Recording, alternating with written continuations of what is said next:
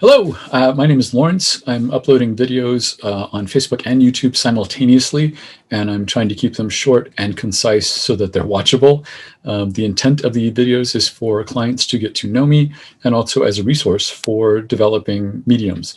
The initial journey for most of us is pretty similar.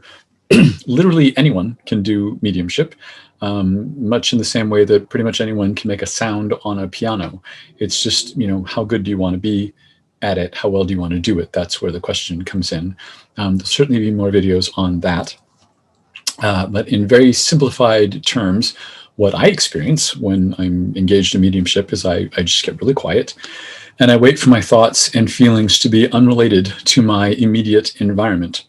So I was in a restaurant once with a friend who knew that I was a medium, and she asked me to read for her.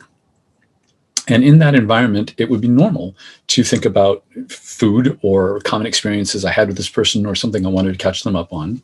So I just waited for a minute and got quiet, and I realized I was remembering when I used to translate court reporters' notes into English for LA Superior Court.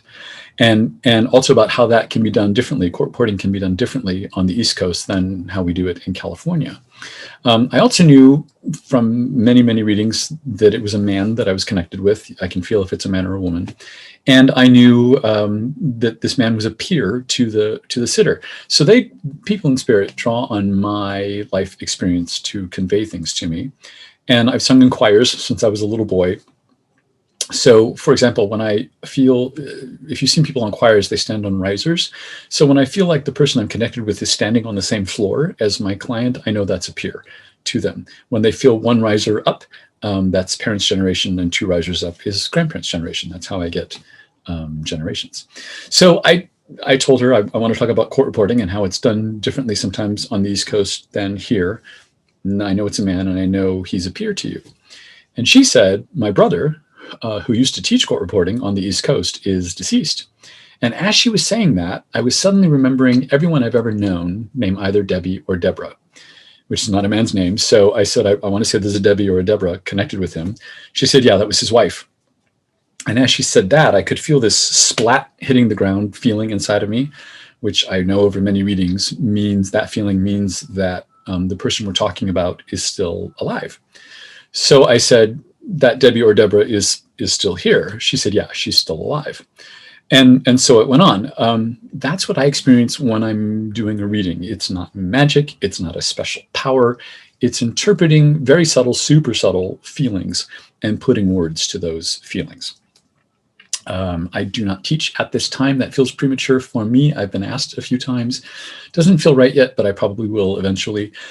As of the date of this video, I've done about 600 readings for people. And if you're looking for a medium, I suggest you ask that question. How many readings have you done?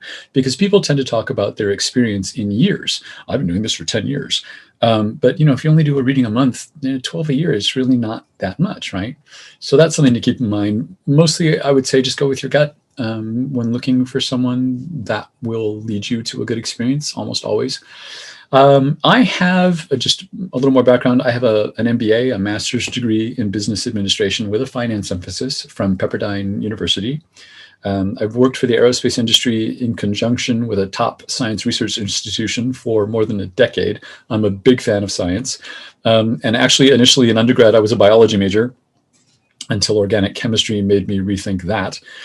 I'm telling you that because I don't really fit the stereotype of what many people believe a psychic medium is. I don't like the baggage that comes with those words, psychic medium. I wish there was something else that we called it. There isn't, so that's what it's called. And on that note, I only do mediumship, and specifically what's called evidential mediumship, which means I connect with people in spirit, and I give factual data about them so that you know who I'm talking about and that I'm actually connected with someone and not just saying nice things to make you feel better. It does seem to me that many people who go looking for a medium want advice about the future or confirmation about decisions they've already made. And I don't do that. I connect with people in spirit to demonstrate that consciousness continues after a physical body stops. I do personally have dozens of people in spirit, including all of my parents and grandparents. So I know what loss feels like, and I'm respectful of that. So tune in, like, subscribe, follow, whatever's appropriate for the platform that you are watching this on. Try it out for a while. And please, if you have any questions, put them in the comments below the videos, and I will try to do a video answering those questions. So that's me. Hello.